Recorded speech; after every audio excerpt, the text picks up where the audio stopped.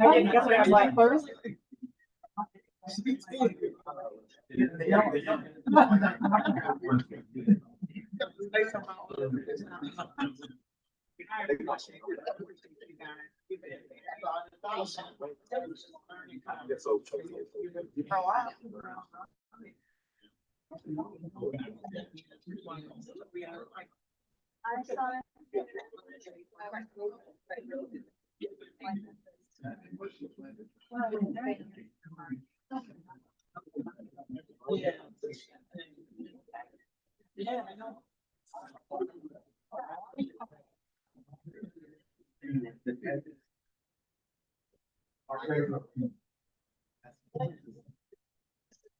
I mean,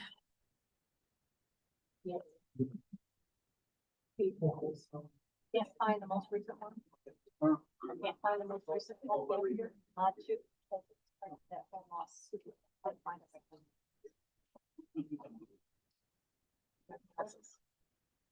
Oh. The original and then mod one, but I can try to find mod two. what thing? Make for the beach. No, not at all, Commissioner.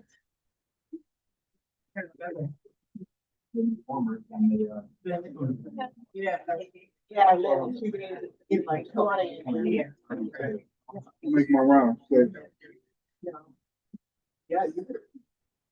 So what's going on with Betty? Oh, no. What's going on with Betty?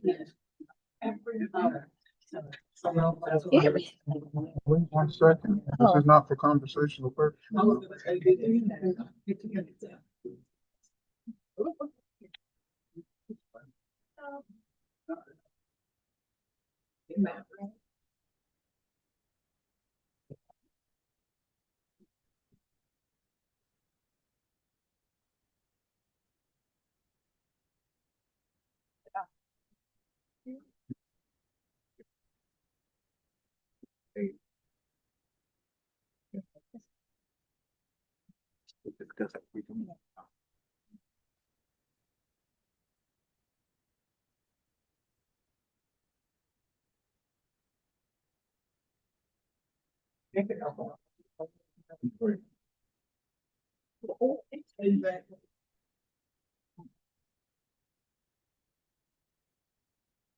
Mr. Kellogg, we're ready when you are.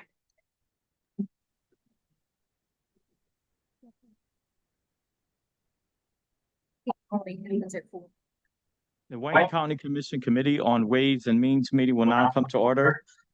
Madam Clerk, will you please call the roll, or are we using the tablets? I'll call the roll. Okay, thank you. Commissioner Scott, Commissioner Baker McCormick is excused, Commissioner Marecki, Commissioner Clementi, Commissioner Anderson, Vice Chair Bejun, Chair Kellogg. Present. We have a quorum present. Next item on the agenda, Madam Clerk. Item B, Chair's remarks. Only thing I'm gonna say, as relates to the agenda in front of you, item number 4. Item number 4 will be discussed at a future meeting. Still waiting on some additional information and additional developments as it relates to the issue that we've been discussing for a few months. So the item number 4 will be discussed at a future meeting. Next item, Madam Clerk. Item C, approve the minutes from the March 2026 meeting. Motion is in order. It's been moved. Is there support? And support, all those in favor signify by saying aye. Aye. Those opposed, this item stands approved. Next item, Madam Clerk. Item D, unfinished business. There is one listed. Moving to item E under new business. Order from the Wayne County Commission meeting held on February 19, 2026, in ordinance to amend Chapter 117 of the Wayne County Code of Ordinances by amending Section 117A8 and 117.14 to allow investment categories for U.S. Treasury, U.S. agencies, and instrumentalities and municipal bonds to be invested for up to 5 years maximum maturity. Thank you. Good afternoon. Good afternoon. Yeah, okay.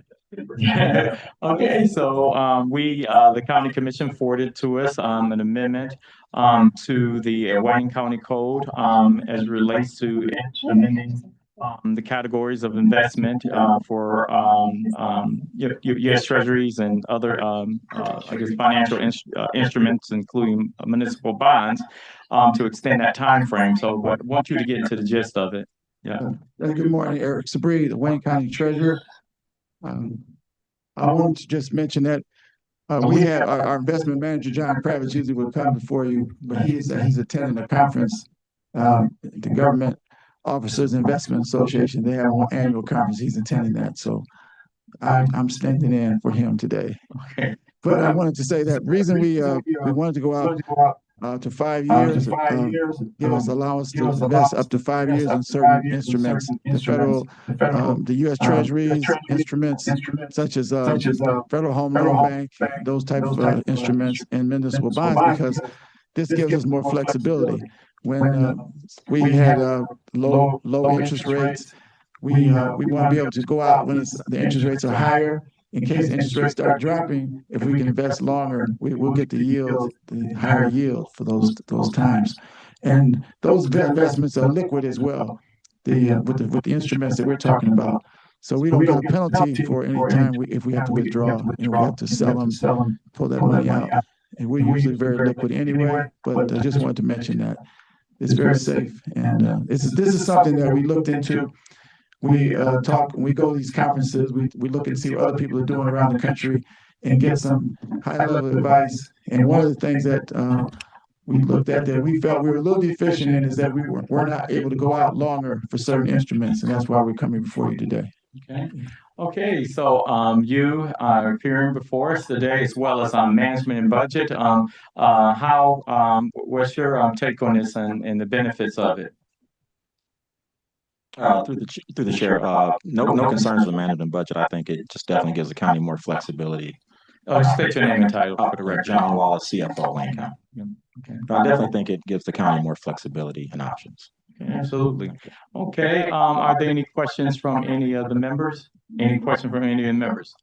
Thank you. One other thing I would like to mention is that we have an overnight rate that we get, the federal fund rate, about 3.75%. That money is we have about somewhere in the neighborhood of $20 million that we have in our account with Chase on a daily basis. In that range, that money is invested every night, and we make sometimes of like $90,000 a month or in that range, just by the money being invested overnight. So I just want to know that So it's like a sweep account. It is going into like a Dreyfus fund and something overnight. So we make a little money doing that. I just wanted to bring that to your attention. I mean, Mr. Wallace knows that very well. Thank you for the information. Okay, and there being no further questions, thank you. Thank you.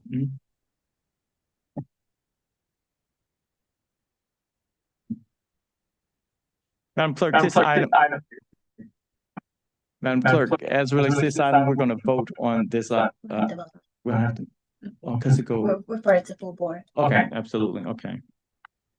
Do you want to have one motion at the end for all of them? Yeah, we'll have one motion at the end as it relates to all of them. Okay. The next item, Madam Clerk. Item 2, communication from John Wallace, Chief Financial Officer, reporting the comprehensive report on health trust plan administration issues. Yes, sir. Through the chair, John Wallace, CFO, James Tatum, M&B. We submitted this in two parts, Part A and Part B, and I'll let James Tatum speak to item A. Okay. Yeah. You mean Part B? Part B. Part B had to do with questions about the healthcare savings program. This is for retirees who do not receive healthcare coverage from the county. Instead, they are able to put money aside to be reimbursed for healthcare costs. There are county contributions, and then there are, for some employees or retirees, there were employee contributions. And the question seemed to indicate that there was an issue of consolidation amongst divisions and whether that was causing beneficiaries to lose out on some investment gains. And we submitted this answer to just clarify that The healthcare savings program includes individual accounts. And so when assets are put into those accounts, they are invested by beneficiaries. They can choose, just like you would for an IRA or some other type of tax preferred investment account. And so gains and losses are contained within those individual accounts. So divisions are used for determining, let's say, contribution rates, how much the county will contribute, but they are not used otherwise for the administration or the investment of the account. And we just wanted to clarify that. Okay, thank you. Thank you for your follow-up and getting this information promptly to us. Commissioners, are there any other questions associated with this item? Any additional questions? Thank you. Next item, Madam Clerk. As for item B. Okay, yes. Item A. Okay, there you go. This related to during the Oracle transition of payroll, we noted there was some lingering FICA payroll coding errors in the system that we discovered, right before implementation. And so at the time, the thought was, let's fix it, going forward, as we were moving into the end of the 24, going into 25. So we have fixed that error for 25, which is reflected in the most recent W-2s that got issued. We then, obviously hired Tryon to go back and do a payroll audit of 24, and those corrections are going to be impacted in those W-2s that are going to go out this week, mailed out to those affected. As for going backwards, back to 2015, through this review, we discovered that, I guess retirement had done an audit back in 22 for the years 18, 19, 20, 21, and 22 for the same issue. So we need time to go back and sort of validate what the outcome of that internal audit that was done back during 22 for those years 18 through 22. After we understand what took place in the payments and reimbursements that took place at that time, we'll be in a better position to come in before this commission and give you a full report. For the other years, 2015, 16, and 17, and then the year 2023, we need to, mine the data and understand what the impact would be for those. Okay, to be clear, how are we addressing any penalties that any of the employees may have incurred, and how are we dealing with addressing that? Yeah, it's a good question. We're working with council to understand, first we got to understand what the effect was or impact or who's affected.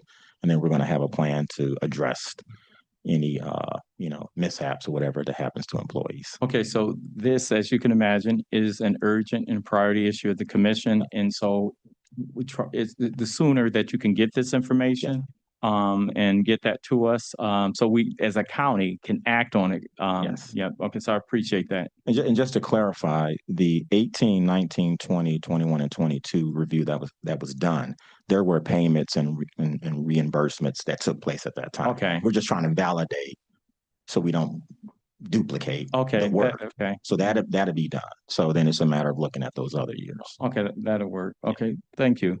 And you have our council, you've been in touch with our staff as well. It's, in between the meetings. I've shared some updates with Terrence, and I'll make sure going Felicia, Felicia and those conversations. That'll work. Okay, thank you. Yeah. Any additional questions? Any additional questions? Okay, thank you. Okay, next item, Madam Clerk. Item 3, communication from John Waller, Chief Financial Officer, forwarding the report on the marijuana wholesale tax under Public Act 51 of 1951. This item is being withdrawn and returned to the department. Next item, Madam Clerk. Oh, no, it's being withdrawn. They sent it to us a different way. Yeah. Yes. The marijuana? Yeah. Okay.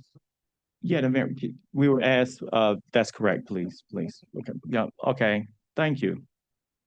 Yeah, it was put into the go ahead, Terrence. Through the chair, I believe it was mistakenly uploaded through TCM, but you should have received an email yesterday. It's the same report, but usually when the commissioner asks a question through the committee, they just email it to the committee instead of sending it through TCM. So the administration would like it to be withdrawn and returned as an official submittal because it was emailed, I believe, yesterday. from Anastasia. Okay, well, thanks for all the work that you put in because So it's a so great response. So thank you. yeah. Okay. Anastasia, Thank you. I'm sorry. Thank you. Thank you. Okay, and as I indicated earlier, item 4 will be discussed at a future meeting, and we will now proceed to the item number 5. Number 5, discussion from the Sheriff's Office regarding operational matters affecting public safety and fiscal efficiency within the I would like management and budget to hang around though regarding this. Yeah. Yeah. Thank you.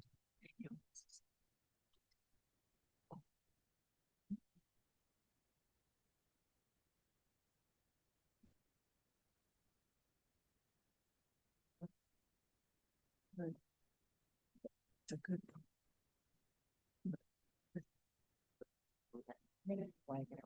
Yeah, yeah.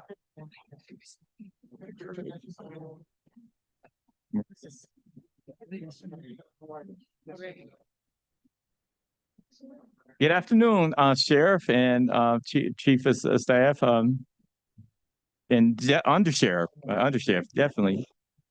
Oh, yes, and everyone who's here present, yes. Yeah. Okay, so there's no more seats, but we do also have representatives from the union who's here as well to speak to this item, and so they will, okay, so, yeah, so let the record reflect, yep.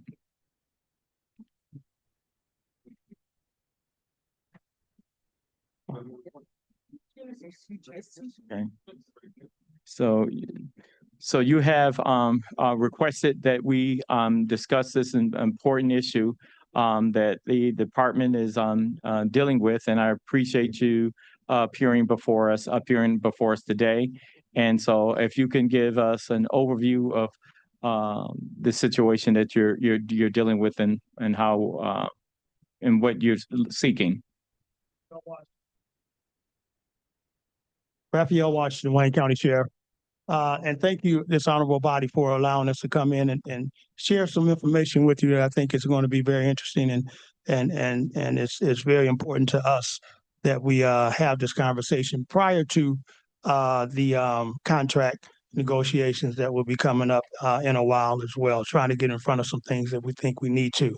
And that's basically our officer retention and workforce stability. It's very important that you all know that we're in a position now where in a couple of years we'll be over 100 people who are eligible to leave concerning next year, and then 2027 this year actually some can leave, and next year we're looking at about 90 something who can leave, who are eligible to retire. I think that when we talk about retention and putting ourselves in a position where we're compatible with other agencies as it relates to their what they get when they retire, or the positions they'll be in when they retire. A lot of them just want to leave to go and get other jobs so that they can continue to be at a place where they can take care of their families and take care of them in the right way that they want to. So they leave. And so what we're trying to do is get them to stay here in our agency versus leaving to go somewhere else. And I think we do that through retention and doing the things that we need to do to have them make the income that they need to support their families. And so we have numbers for you again that our chief of staff, undersheriff, and our POAM leadership, and Vanita Terry, our chief of administration, will share with you as well. So I just wanted to kickstart that for you all, and they're going to take it from here. Sure. Question: the documents that you're about to go over, have you already submitted them to the clerk? I'll get received so they'll be a part of the record. Okay, thank you. Okay. Chief Tolbert. Good afternoon, this honorable body. My name is Kevin Tolbert. I'm the Chief of Staff for Raphael Washington in the Wayne County Sheriff's Office. And we thank you for the opportunity to come before you this morning and talk about a very important matter, as the Sheriff has said. We're facing a very significant potential retention issue with our agency. Currently, right now, we have a significant number of officers nearing retirement. This year, we have 57 officers who are eligible for retirement in 2026. These are certified police officers. We have another 92 for 2027. You're talking about 140 certified police officers. Of the 260 or so certified police officers that we have, this is a huge potential loss of experienced personnel. As you know, experience very much matters in this role. It takes a long time to get the people that we have up to the professionalism and to get them to be able to perform in the way they do and the great jobs they do every day for the citizens of Wayne County. And it's particularly the certified police officer roles. As you know, many times we hire people and they come in as deputy sheriffs, but they have not completed the certified police officer training yet, which means they don't have the ability to carry a firearm and work in different places throughout our agency. And so this is a particular concern to us. Our first approach to address that is we recognized this last year and we put forth a plan to get as many certified police officers through the academy. In years past, we would do 12 in a year. And so be 6 in the January class, and then it would be 6 in a fall class. We have currently right now in the January class through Schoolcraft, 15 officers. And then we have planned for 2 more classes this year. The 2 classes, one will be with Oakland County and another again with the fall and Schoolcraft. So we have the potential to bring in particularly maybe 50 to 60 more, and that's a very high level hope. It takes a lot to get a certified police officer through MCOs to be able to graduate with that certification. But even with that 50 additional officers and the 15 that we currently have, that only nets us 65, which means we're well behind what we need to be able to keep up. We can't do enough internal recruiting, and we struggle externally trying to hire certified police officers. And we'll get into that as to why in a moment. And so it leaves us, unfortunately, at a disadvantage as we're trying to be able to work with our team. And so that biggest thing that really, and we've learned this through conversations with our union partners, who I want to pause and say thank you so much for them joining us here today. Alan Cox, I'm sure when they speak, you'll get a chance to hear from him on the record, who's the president, and Vice President Scott. I had to get that correctly, the new name correct. But yeah, you know, they're here as well. Very nice. They're here as well in partnership with us because we all recognize why we need to move forward on this. One big competitive disadvantage is that Wayne County's pension multiplier is 1.25%. That's the lowest in the state of Michigan for the largest county in the state of Michigan. The nearby agencies are about 2.5 to 2.64%. So you have Oakland County at 2.5%, Oakland County at 2.64. Basically, our deputies are doing the job. I'm sorry, Macomb. I'm sorry, is what I meant to say. Our agency is doing the job with half the benefits, with more risk and more with less retirement opportunities. Every year that they're eligible to retire, that they choose to stay, they're losing money. And that's really, really bad. And now that's just on the pension multiplier. When you go into the salary, it's a lot worse. The starting salary for our deputies is about $56,000 a year, and we've done a lot of improvements thanks to this body, as well as our union partners and the CEO and negotiations in which we came to a great agreement. But as much as we're doing that, it's still not enough to keep up. Oakland County's deputies are beginning at $67,000, according to Indeed. And Salary.com says the average Macomb County deputy salary is $105,000. So we're struggling to keep up, and we're trying to recruit and be able to get our officers to stay. Many officers are, when they are eligible, and I won't steal the thunder of our union partners, but when they're eligible, they make those moves. We have to be able to retain these people. And so the thing is, why are we here today? What do we ask of this body? These staffing shortages are affecting our county and our courts and our jails. As you know, we've been over talking a lot for the last few years about the court situation and our jails. Although we have done a wonderful job in hiring, we're at 640 something officers as of today.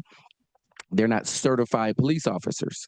So although we're able to do certain things, it doesn't preclude us from having staffing emergencies in our courts and our jail, which means we have to have increased overtime. Many times we have officers, we have sergeants that are working 16 hours a day. We have other command staff stepping in to volunteer and work overtime simply so we can keep the sheriff's responsibility is constitutional responsibility, which is the courts, jails, and parks. So public safety is at a risk if we continue to allow the staffing to decline, and we need to really stabilize our workforce. So although the POEM contract does not expire until 2027, the scale of potential retirements and the growing compensation gap is so high, we're looking to come to before this body now, because, at the end of the day, this is where the money is, to say we need to start considering what does that take. If it means that we need to do some additional actuarial studies to figure out if this benefit of 2.5 to 2.64 can occur, then we're asking that we begin that. If it means that we need to figure out if we have to appropriate more money even before, then we're coming to you now. And it's really just a partnership. We're just letting it be known that this is an issue. We have brought it up again to our CEO as well, so it's not a blind side to him as all. We're just saying as a team, we all need to be pulling together on this because it's a major issue. And with that, I will turn it over to our union partners to add their comments as well. There you go. Okay. Good afternoon, everybody. I'm Corporal Alan Cox. I'm the union president of the Wayne County Deputy Sheriff's Association. Everything that the chief of staff has said has been the crux of the union's argument for the last, 6 years. With the raises and incentives that we received during the last contract negotiation, we were finally able to get ourselves on the board to be attractive, to attract new hires, which would incentivize people coming to join the agency. But I can tell you that retention is the major crux of the issue now. I'm one of the 97 that could leave next year. I'm a Wayne County resident. I've enjoyed serving in Wayne County. I've been of service in Wayne County. I grew up here. However, as I start to age up, I noticed that economically, it's feasible for me to start considering other options as I move forward. The 1.25 multiplier is an issue. Many officers similarly situated like myself are making the same conversation. They're saying, why should I stay here and continue to serve with this low multiplier when I can go and be of value and be treated of value somewhere else? You see what our comparables are doing. So this issue is impactful and it's important. And if we don't do something soon, we're going to see another decline in retention as it relates to retirement, as people like myself consider the alternative of going somewhere else because we're later in the career market. However, we're more valuable now because everybody's looking for certified officers. Everybody's looking for the training. Everybody's looking for what you've done in your background. So you go right in as boots on the ground at the higher pay rate, at the higher pension multiplier, and you're able to take your Wayne County money and roll it right over into their retirement system and be more beneficial for your family. Before we allow that to happen, we need to start doing something here. We need to look at the impact that could happen here and make the change so that people like myself can make a conscious decision to stay and it be beneficial for us and our families. Okay. So my question is, have you spoken with the administration? Because this commission has been working with Janelle Allen and its CEO and that team to get those contracts. To get the contracts up to a level where we were at least near being competing or competitive with some of the surrounding communities. So this, as you know, have been a priority, and this is not the first time that we've had this on the agenda. So today, what are you asking the commission to do? I know you're giving us the information as relates to the importance of addressing these wage disparities and retirement disparities. But what I'm saying is, what are you looking the commission to do, or what are you looking? Let me first ask, the administration, what ask have you asked the administration to undertake to get to the point of the issues that you've raised? Yeah, we did submit a proposal last year that encompassed these same things, that talked about some of the disparities. The numbers of retirements, we realized at the beginning of this year, as we do an assessment, we realized we're a lot greater than even last year. So we did submit to them a proposal, and it's been under consideration with the administration to take next steps. We're still waiting on those next steps. For us, we'd like to be able to entertain if this is something that the county's pension can actually do. I mean, it's one thing for us to say we want it and ask, but until the wheels of motion start in place to say it costs this much money to do, and this is what we want to have, we can't even come before you and say, hey, this is going to add an additional 4, 8, I don't know. So that's what I was going to ask the next piece. What are the dollar amounts? What did you submit to the executive? Well, we submitted the request that find out. We don't know. Okay. We need to know. It needs to either be an actuarial study. I've heard rumors that it may have happened. I'm not sure. We don't have that information. So we're asking for actuarial study to take place to say, what is the dollar cost to bring us up to a 2.5, or really, to be honest, if we do a 2.5 by next year, we're going to still be behind those other agencies. We really ought to be at a 2.64. And that's really what we're asking you all to do. So what I'm going to ask is, if that report has not been generated, through the committee, if the committee is formally requesting for that report and study to be done and to be communicated back to the committee. So that is a request, and staff will follow up both with management and budget, as well as with the pension, whoever else is necessary to bring about that report. Okay, we have someone from the administration who looks like they're rising to say something. Sure, go ahead. Oh, no. Commissioner, you can see, he can sit down there. Yep. Thanks, Chairman. No, it's all good. I'm okay, Sheriff. Thank you.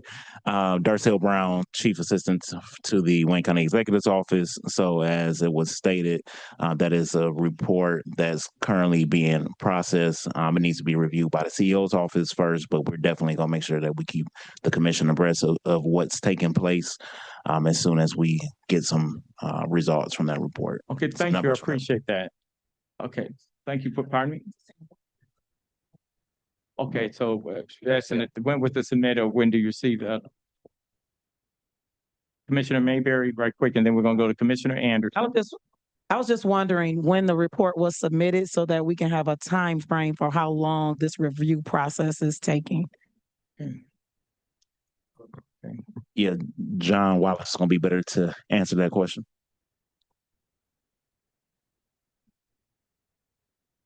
Chair, we have conducted, we've hired a firm to do this study. Okay. That you're actually speaking before the table here. So we're expecting that in the next month. Okay, thank you. We haven't gotten it yet. We haven't reviewed it, and the county executive and administration has not seen it yet. Okay. So it's coming. Okay, so once that's done, the administration will, I guess, communicate it with us. Yeah. Mr. Chair, Thank you. one question. When was Okay. it submitted? I guess that's my initial question. When was our information Yes. submitted? Last year, I would say August. Was that August? August of last year? Yeah. Okay, well, the study's being done, and so they're saying that we should have it within a month. So, so at least it is moving forward. Yep, thank you. Excuse me. I like to, if possible, Chair, I would like to add as the union that this is an urgent issue. We just want to put it out there. There is a continuous kick the can type of thing that happens with some of these things, especially when dealing with retention and recruitment and retirement. As the union president, we've appeared at the Wayne County Retirement Board meetings. There have been proposals for a drop plan to offset retirements for retention that didn't go over. We've never heard nothing back. There's been constant conversation back and forth and submission of things by the union, by retirement, to stave off retirements to kind of get people like myself who are now part of the 97 to stay. I'm just saying, if we don't do something soon and we continue to kick the can, there are going to be guys like myself that come into this position next year that make the conscious decision to leave. And the impact that it's going to have for the agency is the reason why the sheriff, the chief of staff, and the undersheriff are here saying, hey, we need to ring this bell now, because these people can go and all of the places they can go, I'm outlining here, and they're going to go and they're going to be better off for it. But we would have been better off if we had kept them here before they go. I'm just saying, I'm just trying to put it out there. No, so I'm just saying the importance of it. I thank you all for coming today. We will wait for that. No, I got this. No, I'm presiding. Okay, so the thing is that what I'm saying is that we want to make sure, at least I know I want to make sure that when we do this, that we're doing it and it's going to be permanent. What I never want us ever to do is to ever have to claw back on a promise and a commitment to retirees. So I absolutely appreciate that study. I absolutely appreciate the fact that you're going to get a lot of encouragement from this commission, to all the parties available who are part of this, to move something forward. We have to do something, but we want to make sure we have all the necessary information, because we don't want retirees to be retired. And then we've seen in recent years in our community, at least, where they have clawed back on a promise as relates to their pensions and stuff. So we want to make sure that we have all the necessary information, because whatever we act on or the pension board act on, I expect them never, ever to turn back on. So I appreciate the information on the forefront. But we're going to go to Commissioner Anderson, and then we're going to Commissioner Wilson. Yeah. Thank you, Mr. Chair. I just wanted to know if we can get, and maybe that when it comes from the administration, hopefully it'll have that on there, historical perspective on salaries for the sheriff's department, and comparative study on the pay that other departments are having. I did, and it caught that there was 67,000 for Oakland County for new sheriffs, but I'd like to see similar positions, what they're paying and because it does sound like, and I believe this is just like an old story over. Yeah, and we over hear and it. over. But yeah, Every when they've year. come before us before. Not saying there's anything wrong with this, what you guys are doing. I appreciate you being here, but I'm talking about with the administration, not working quickly or even respectively a short amount of time when it's something that's important that could affect the number of officers that we have. But anyway, that's all. Okay, so listen, listen, and you all know, you all have been here. I've been on this commission 5 or 6 years. We have basically been working with the administration and pushing to make sure that wages, because it was just unacceptable a few years ago. The last contract, there was a 27% increase, a 27% increase. We know that was because when we did that, we knew it was a starting point. It wasn't a conclusion, but we have to make sure that we have all the necessary information to move forward. But that 27% increase was quite substantial, but we are already behind the 8 ball, and we understand that. So we're making progress, but we don't want to move in a way that causes us to have to make cuts. That's the thing there. So that's why this information. Also, you said a great, interesting point as it relates to the comparable salaries, and that is the position for position. We've heard, I guess, in the past that Macomb have corrections officers, which is different from some of the, I guess, classifications that we have. So as we're getting this information, make sure that it lines up with these similar positions as well. So I appreciate that report. And that report should have actually already been done. Okay, so Commissioner Wilson. Thank you, Chair Kinlock. Just a quick point. To me, it's very difficult to sit here as a Wayne County Commissioner and to know that our Wayne County Sheriff's Department, which is responsible for the health and safety of over 1.78 million residents of Wayne County, being the most populous county in our state, has to grapple with losing officers who are assigned to protect the health and safety of our citizens. That to me is incredulous. So, having said that, when you talk about training, when you talk about retention, when you talk about new hires, when you talk about folks that have experience that are leaving, has there been any discussion? I think the president mentioned about the drop program. I think the drop program would be a very amenable compromise, if you will. And whoever's listening, that's fine, because that would allow us to have qualified and trained officers to be retained, and then their tax deferred monies would go into a tax. The monies would go into a tax deferred sort of portfolio. So has that been something that's been enunciated or discussed, or it has been discussed, Commissioner. It's been on the table. But I want to point out something. Once these officers retire, even in the programs that we currently have, even bringing them back with 1,000-hour rule and this and that, we can't use them in the same way anymore, even if they wanted to stay in Wayne County. So even the drop, I mean, the drop is potentially an issue. We don't have that currently in our toolbox to use. Okay. But to us, to your point, and it was mentioned earlier by Commissioner Anderson, if we don't do something, and it no way is demeaning to you all to say we haven't done anything, because we've done a lot, but if we don't do something now, it's only going to get worse. And it's not easy to get certified police officers. So that's why we're asking for action as soon as possible. I wish it could be through a retirement, but that won't work. So my follow-up question is, you said it wouldn't work? Is that what you just said? Well, the drop, I mean, it would work if we had it. We don't have that tool right now. Well, that would be something obviously M&B and the unions would discuss or try and negotiate.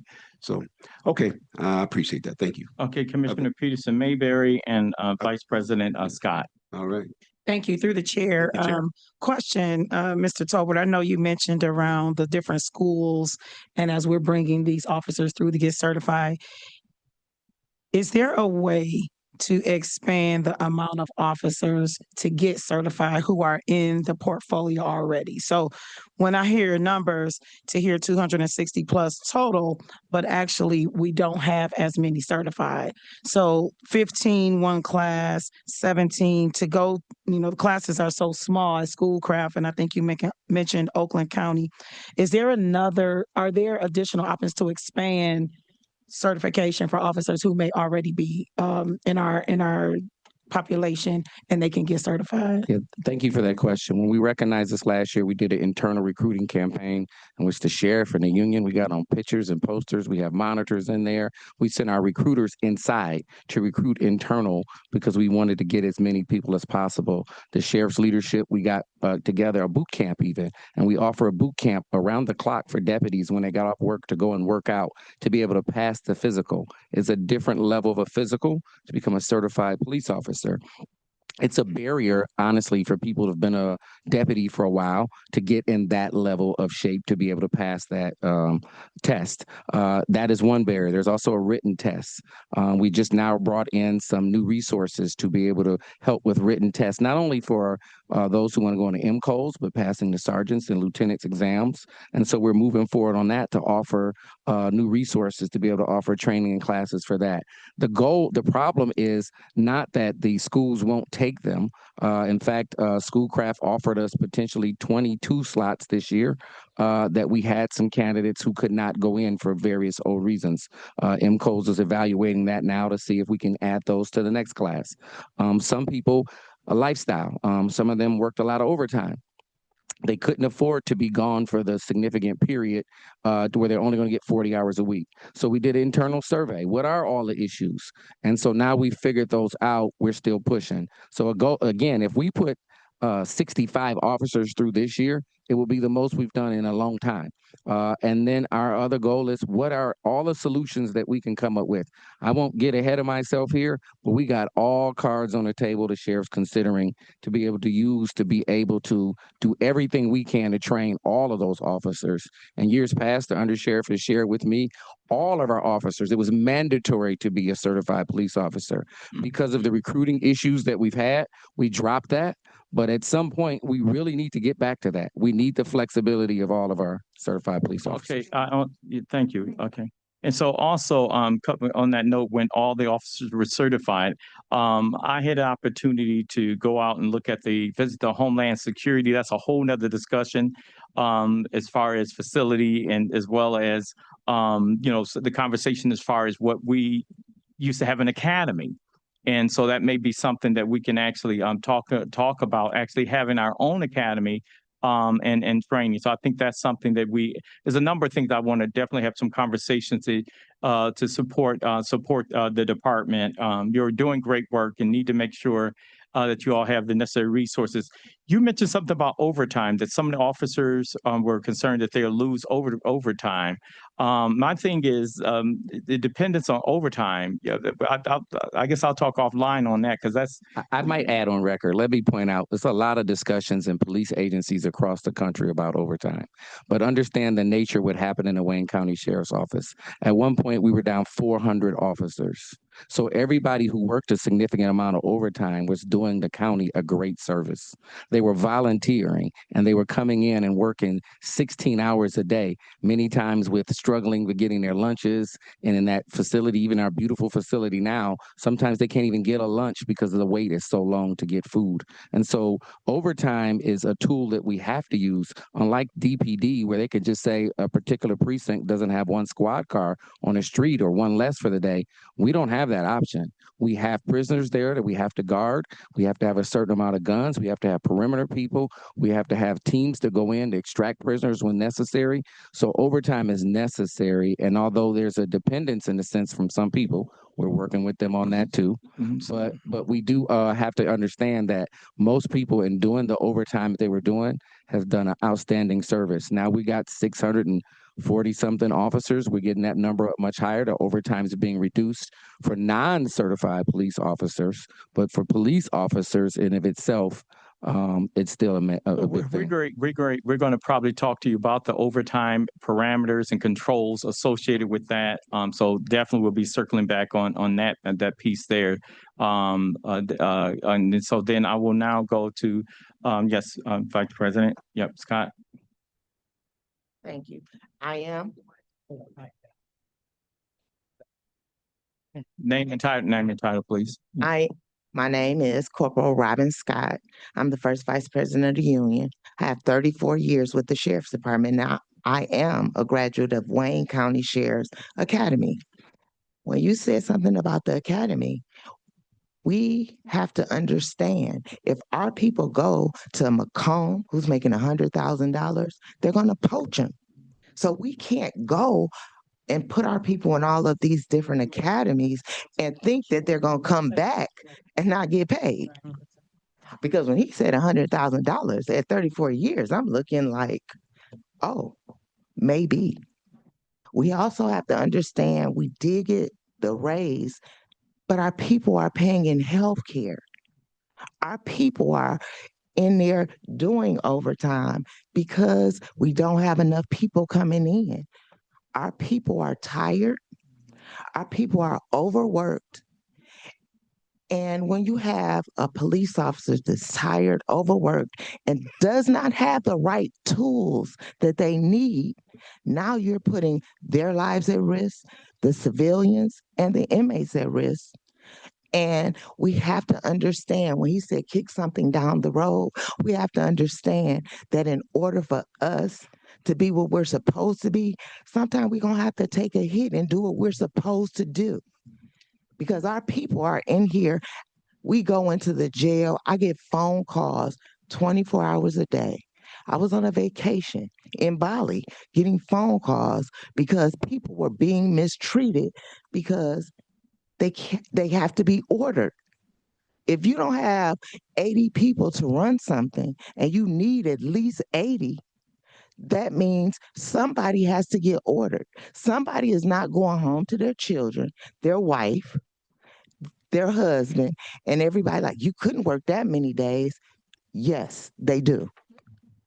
16 hours a day. I did it. I was not washing clothes. I saw my kids didn't spend Christmases with them. We have to understand that in order for people to stay here, yes, it's a family, woo-woo. We need the money. I came because we had good insurance. We had zero coming out of pocket insurance. We didn't get paid a lot, but our insurance was the best insurance. So if you're not going to give good insurance for low price, you have to give us something in order for people to stay and come. Thank you for that. And I know that the administration, if you had not heard, the CEO is really negotiating hard with Blue Cross and Blue Shield as it relates to that contract. So I want to say that Commissioner Marecki, and then I just have one question. What's the wage difference between a certified and a non-certified? It's the same. It's the same. So what would be the motivation for someone to be certified? Great question. Well, for one thing, it would be the retention part of it, being able to have a good multiplier that will say, listen, when you do decide to leave, it'll be much better than it will be right now.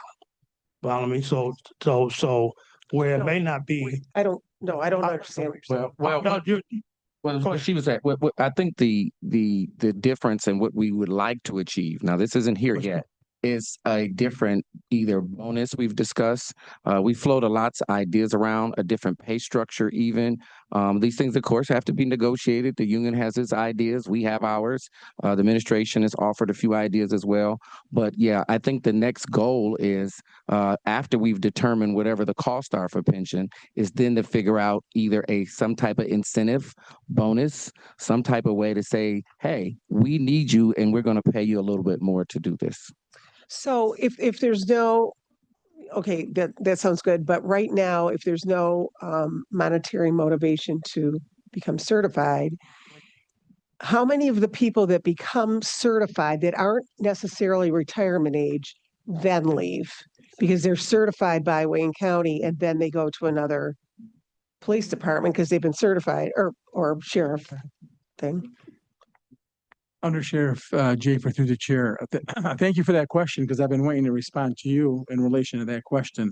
So this is a very interesting scenario when we're in trying to bring in MCO certified officers because we're rolling the dice here.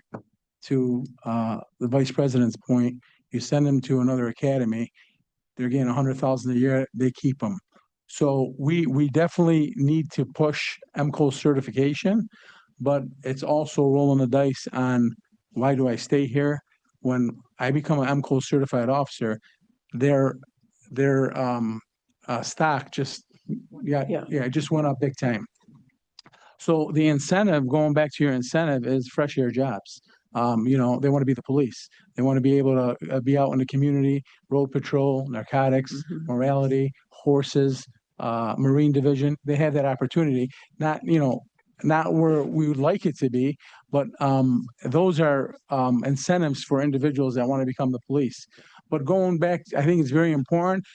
We're working very hard to get MCO certification, but it's also a double whammy. We're also rolling the dice and not losing them because of the pension and the multiplier. Under Sheriff, would you state your name for the record? Under Sheriff Jafer. Okay. Yes. I said that. I did. Okay. Again. Okay. Each time you speak. Okay. Thanks for the record. Thank you. Okay.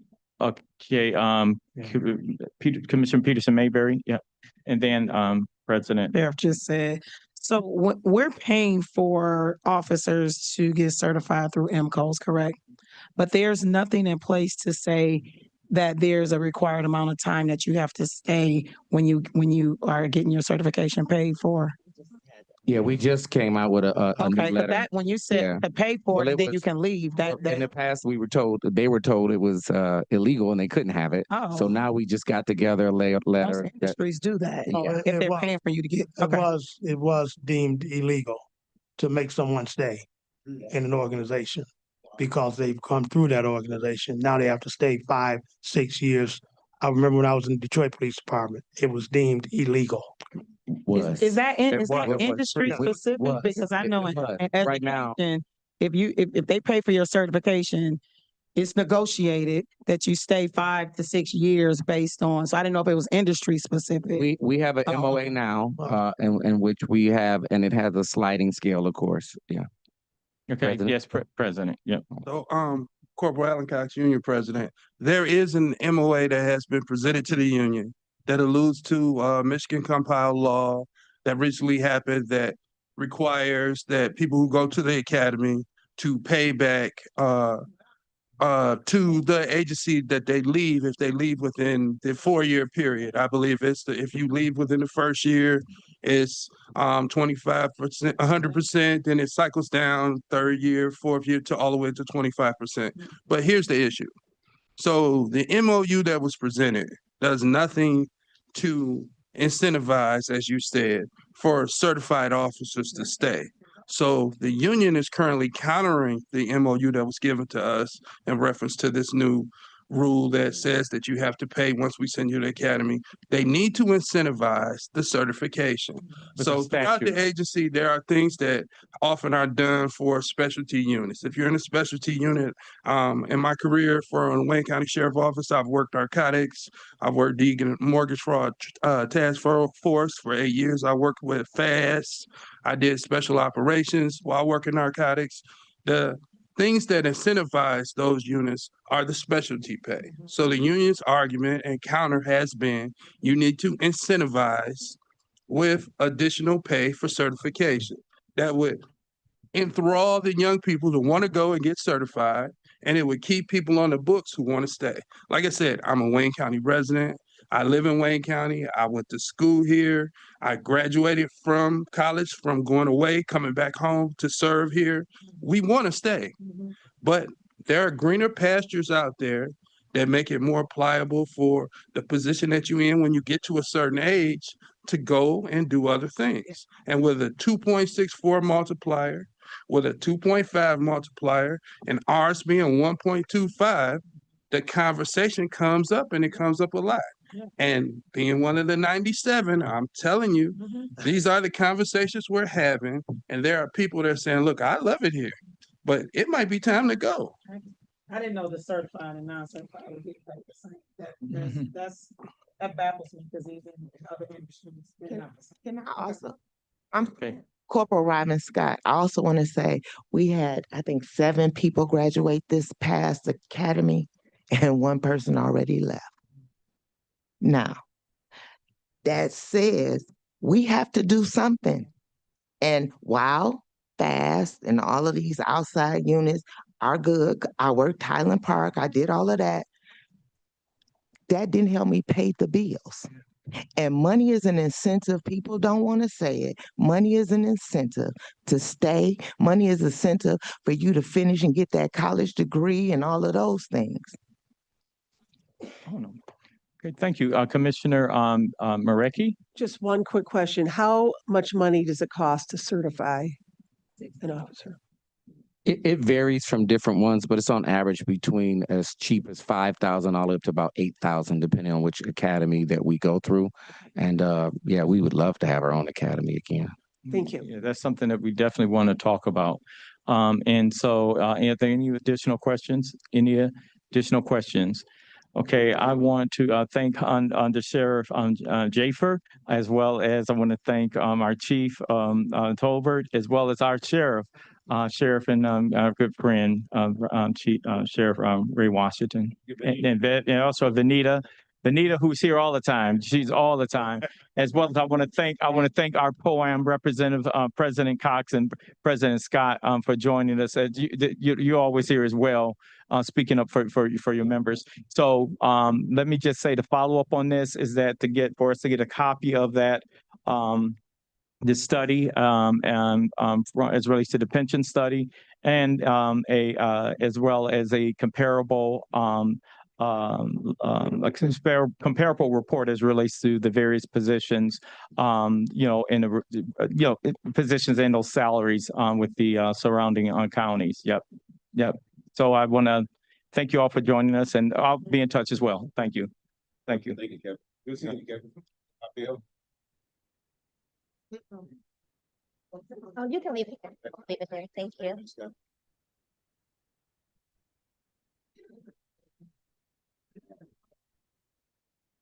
Next item, Madam Clerk. Before we proceed, can I have a motion for item number 1 back to the committee full board. And number 2 is a receive and file item. Okay, you heard the motions, the motion, you heard the items that are contained within the motion. It's been moved by Commissioner Marecki, supported by Commissioner Clemente. All those in favor, please signify. Well, let's do a roll call. Commissioner Scott? Yeah. Commissioner Marecki? Yes. Commissioner Clementi? Commissioner Anderson? Yes. Chair Kinlock? Yes, We have, motion carries. thank you. Next item, Madam Clerk. Item F, such other matters as may be properly submitted before the committee. I know of none. Next item. G, public comment. At this time, Madam Clerk, will you please open up the microphones for those individuals who are joining us by Zoom or by telephone who would like to address this committee? Please raise your hand or indicate that you would in the chat. There are no hands on Zoom, no emails were received, and there is no one on the telephone. At this time, is there anyone present in the room who would like to address the committee? Anyone present?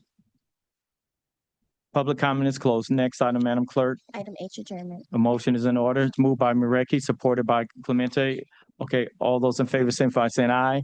Aye. Those opposed, the meeting stands adjourned. Thank you.